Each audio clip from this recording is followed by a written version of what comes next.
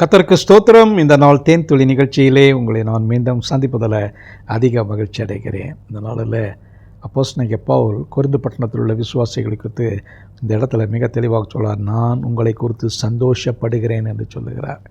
பல இடங்களில் அவர்களுக்கு கடினமான உபதேசங்களை கொடுக்கிறார், அவர்களுக்கு எச்சரிப்பு கொடுக்கிறார், அவர்களை தண்டிக்கத்தக்கதான வகையில் ஒரு கடுமையான காரியங்களை பேசுகிறார். ஆனாலும் கூட இந்த வசனத்தில் பார்க்கும் பொழுது 2 கொரிந்தியர் 7:9 வசனத்தில் பார்க்கின்ற வேளையில் இப்பொழுது சந்தோஷப்படுகிறேன் உங்களை குறித்து என்று அவர் சொல்லுகிறார். என்ன காரியம் என்று சொன்னால், மனஸ்தாபப்படுகிறார்கள் அவர்கள்.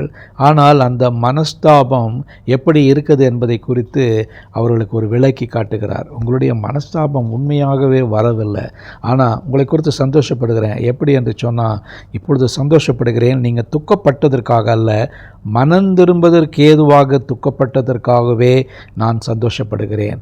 பாருங்கள், மனம் திரும்புவதற்காக ஏற்பட்ட துக்கத்தினாலேயே நான் உங்களை குறித்து சந்தோஷப்படுகிறேன். நீங்கள் ஒன்றிலும் எங்களால் நஷ்டமடையாதபடிக்கு தேவனுக்கேற்ற துக்கம் அடைந்திருக்கிறீர்கள். தேவனுக்கேற்ற துக்கம், இதுதான் மிக மிக முக்கியமான ஒரு காரியம்.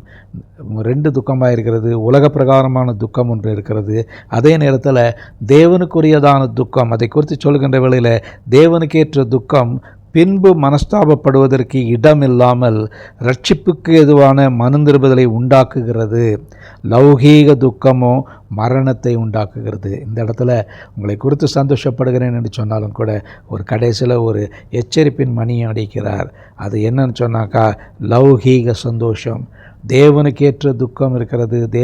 அவர் சந்தோஷப்படுகிற காரியத்தில் பார்க்கும் பொழுது உலக பிரகாரமான துக்கம் லௌகீகம் என்று சொல்லப்படுகிறது.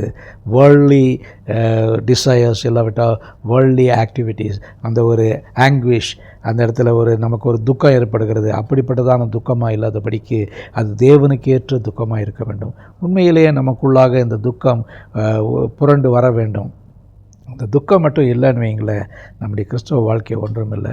ஐயோ, நான் இப்படி வாழ்ந்திருந்தேன், இத்தனை பாவ சேற்றில் வாழ்ந்து கொண்டிருந்தேன், நான் துக்கப்படுகிறேன் ஐயா, நான் வேதனைப்படுகிறேன், மனஸ்தாபப்படுகிறேன், நான் என்னுடைய பழைய வாழ்க்கை இப்படியாக இருக்கிறது, ஒரு காரி துப்பக்கூடியதான ஒரு வாழ்க்கை. அந்த துக்கம் நமக்கு இருக்க வேண்டும்.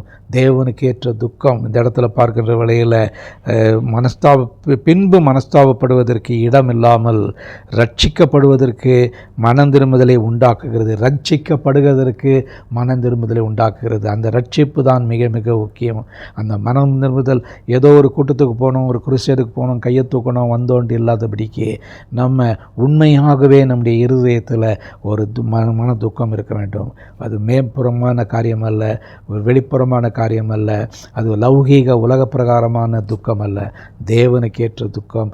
ஆண்டவரே, நம்மை மனஸ்தாபப்படுகிறது, ரட்சிப்புக்கு வழி உண்டாக்குகிறது. ஆண்டவரை நோக்கி அவர் அந்த மன துக்கத்துக்கு ஒரு பரிகாரத்தை நமக்கு கொடுக்க ஆண்டவரை நோக்கி பார்ப்போமா? நல்ல ஆண்டவரே, நன்றியோடு துதிக்கிறோம், ஸ்தோத்திரிக்கிறோம். பவுலுடைய இந்த ஜீவனுள்ள வார்த்தைக்காக ஸ்தோத்திரம். பரிசுத்த ஆவியானவர் மூலமாய் கிடைத்த இந்த வார்த்தைக்காக நன்றி செலுத்துகிறோம்.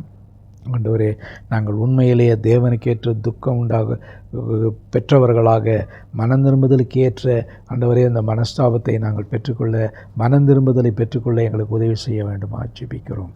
ஆண்டவரே, அதே நேரத்தில் உலக பிரகாரமான லௌகீக துக்கம் எதை கொண்டு வரும் என்று மிக தெளிவாக சொல்கிறது. அது எங்களுக்கு வேண்டாம் ஐயா. ஆண்டவரே, நல்ல காரியங்களை நீர் எங்களுக்கு அதிகமாய் ஆசீர்வாதமாய் தர வேண்டும் ஜெபிக்கிறோம். மீட்பர் இயேசுவின் நாமத்தில் ஜெபிக்கிறோம் நல்ல பிதாவே. ஆமேன், ஆமேன். கர்த்தர் உங்களை ஆசீர்வதிப்பாராக. இந்த நாள் உங்களுக்கு ஒரு மகிழ்ச்சியும் சந்தோஷமான ஒரு நாளாக அமையட்டும்.